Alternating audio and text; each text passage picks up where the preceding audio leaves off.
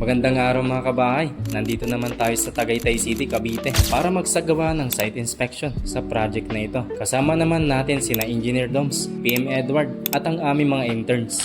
Ang project na ito ay isang commercial building na may 459 square meter lot area at 522 square meter floor area. Mayroon itong 9 rentable spaces at 8 toilet and bathrooms. Kung mapapansin nyo mga kabahay, sa stage na ito ay naghahanda na kami para sa footing o foundation ng commercial building na ito. Napakalagang bagay na active ang ating mga project managers and engineers sa site, lalo na kapag pinag-uusapan ng footing and foundation. Palaging sinusuri ng aming project managers and engineers kung lagi bang nasusunod ang mga nasa structural plan. Syempre, para maiwasan din ang mga anumang problema sa structure. Bukod dito mga kabahay, mahalaga rin na maayos ang communication sa pagitan ng mga workers and engineers upang matiyak ang maayos at dekalidad na resulta ng proyekto. Lagi rin naming sinasamang aming mga interns upang magkaroon sila ng hands-on na experience sa mga aktual na ginagawa sa construction site. Abangan nyo mga kabahay dahil magkakaroon tayo dito ng Magtanong Series Vlog kung saan ipapaliwanag namin ang kahalaga ng footing o foundation para magkaroon din kayo ng idea kung sakali magpapatayo man kayo ng sariling bahay. Hanggang dito na lang muna tayo mga kabahay at maraming salamat ulit sa pagsama at kita-kits ulit tayo sa mga susunod pa nating vlog.